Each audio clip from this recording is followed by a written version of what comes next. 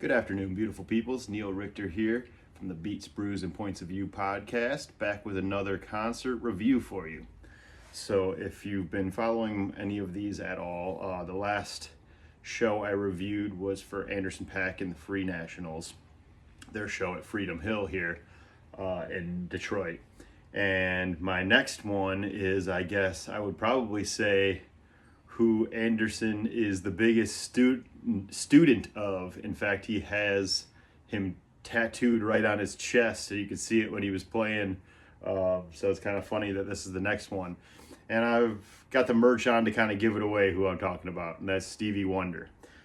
Stevie Wonder has embarked on like a 10 date, I want to say, a very small tour titled Sing Your Songs as We Fix Our Nation's Broken Heart Tour. And it wasn't as politically motivated as I thought. It was more about bringing people together and stopping the divisive narrative that's been going on and, in this turmoil of the election season that we're in right now. But his message was very clear that he just wants people from all walks of life to get back to looking after each other and treating each other a little bit better than we have been displaying since, this whole political madness. But politics is not what I'm here to talk about today, because nobody wants to hear about that shit anymore. So Stevie Wonder, for a little context on this one, I want to say that Stevie Wonder is my all-time favorite artist. He is the GOAT. He's number one to me. There's no one that has matched what Stevie did in the 70s when he turned 21, really in like a 5-year period, but it stretched throughout the whole 70s. And he's just the best. Detroit legend. He's what my parents raised me on. My parents were very into like Stevie Wonder, Sly Stone, The Temptations, all the Motown shit, all the groovy kind of R&B and soul music. That was what my parents were kind of into, mixed in with some Beatles and other stuff like that too. But Stevie is my number one. So I was very, very, very excited when this got announced, and I was Johnny on the spot with ordering my tickets because I wanted to make sure I got one and that it didn't sell out or anything like that. I will say though, it's weird. I don't know how to put it. It's kind of my first Stevie Wonder concert, but technically not. So, 23 years ago in 2001, when I was just in middle school still, my Stevie Wonder did a free concert in Detroit for the 300th birthday of Detroit.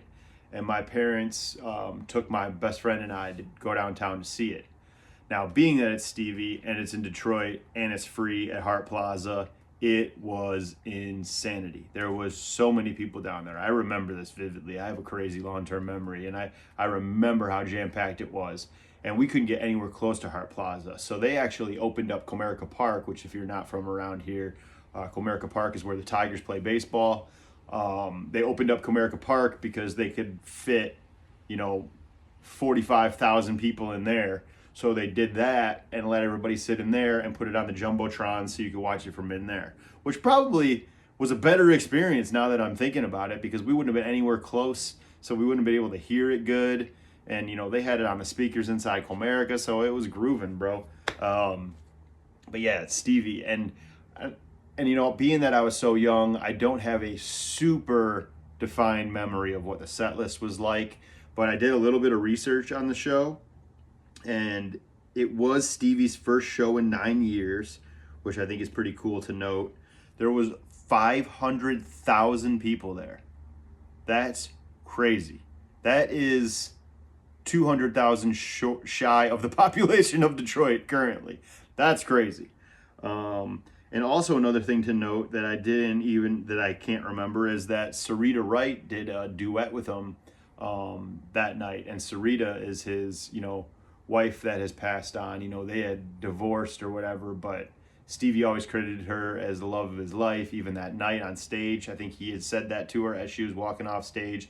They wrote music together, all that stuff. But anyways, I want to bring you back into the current concert. So fast forward 23 years later, I've got the new opportunity to see Stevie again, jump on it. I cannot wait to get tickets to take my girlfriend to see my favorite artist. It's going to be the best ever.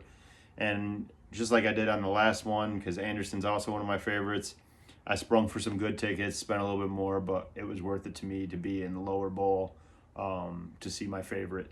And man, that show didn't disappoint. He was introduced by two of his kids, one of his daughters and one of his sons. Names are escaping me right now. But yeah, so they introduced him, and then Stevie came on and spoke for about 10 minutes. He wanted to, tell the crowd what he was up to, what he's working on, and kind of alluded to that he is working on a new album right now, and that the title of the tour is similar to I think the title of the new song is actually called Fix Our Nation's Broken Heart, or Can We Fix Our Nation's Broken Heart? And so he performed that first on the little harpeggi. I don't know if you understand or are familiar with the instrument, the harpeggi. You've seen Stevie, if you pay attention to Stevie at all, you've seen him play it live a lot, and Corey Henry plays it a lot too. It's kind of like a string instrument that you kind of like almost drum and slide on. It's kind of like a hammer-on, pull-off kind of situation where you're kind of hitting the grooves this way in the different chords with this little like lap device, and it's really dope. It's really beautiful, honestly.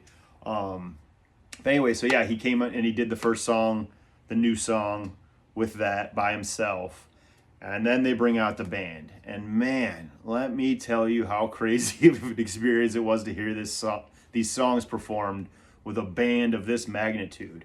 I counted 6 backup singers, a 5-piece horn section.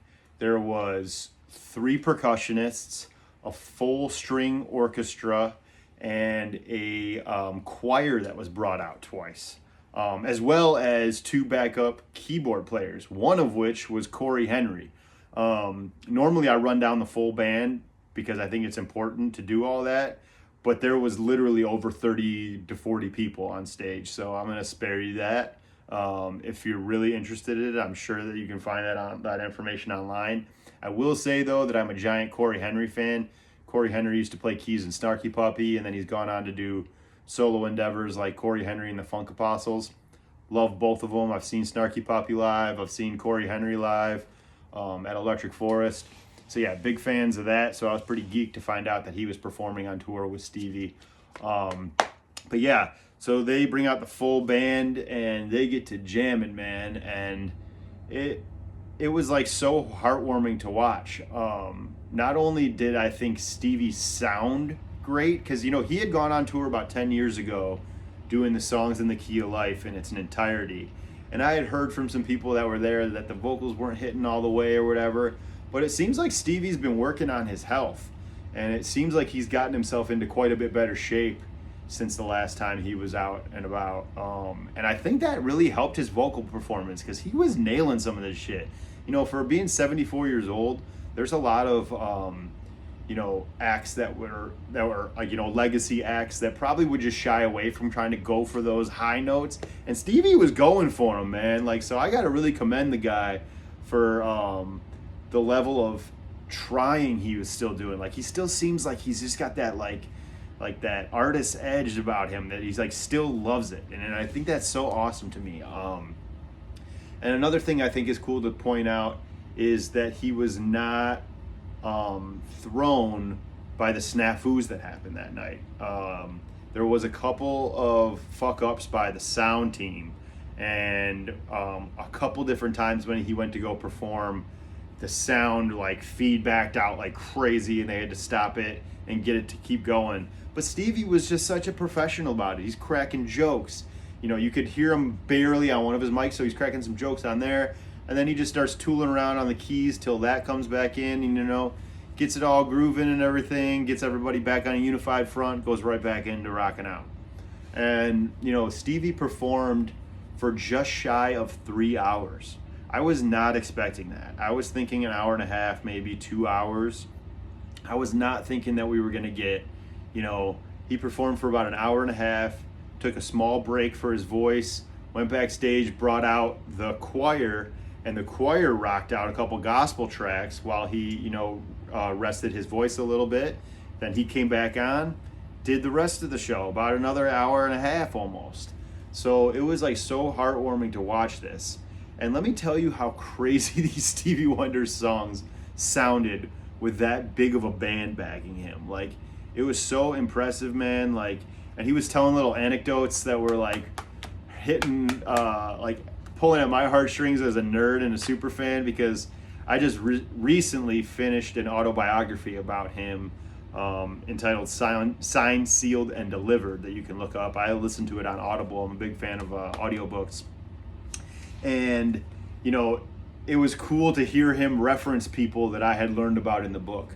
Clarence Paul, who was a musician who worked for Motown and worked for Berry Gordy and was assigned as Stevie's handler when Stevie was in the Little Stevie days, when he was, because he was signed to Motown at 12 years old. So he had to have a chaperone on the road, and Clarence Paul was that for him. He would bring him on stage, he would bring him off stage. And so he's telling little anecdotes about Clarence Paul. He's, he's like, this is the last one I wrote with Sarita Wright, or, he's just naming these names that I had been learning about. So it was really just like awesome for me to experience that, and then to have my awesome girlfriend next to me. The whole show really was the icing on the cake. But yeah, Stevie Wonder is incredible. I think his tour is actually wrapping this weekend. I think the 3rd. This one was on October 22nd. November 3rd, I think, is the last one. I think he had a stop in Grand Rapids, and then I forget where his last one was at. And it was awesome, dude. It was so packed out in there too. Like, it was awesome to see, him start doing, he goes, this is a little dance number that got popular. Not my eyes don't cry no more. And I'm looking down at the crowd, and the floor section is doing the hustle, man. Like, the true Detroiters, like, that shit was just like so heartwarming. I love my city, man. I love Detroit people so much. They know how to have the best of times, and we have the best music that comes out of this city. If you can fight me out in those words, I swear to God, I will put anyone up from this city against any other city out there. LA, New York, any of them. We got the best. But anyways, that's what I got for you today. I'm going to listen to some of my favorite music. This is probably one of my favorite albums ever written right here, Intervisions by Stevie Wonder. And I'm going to get that going while I chill out and enjoy this day. It's actually Halloween, so I'm about to go head over to my girlfriend's house, pass out candy. So happy Halloween, everyone.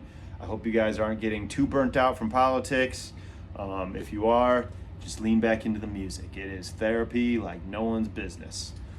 So yeah, let's get to a little bit of Stevie, and I will catch you guys with the next one.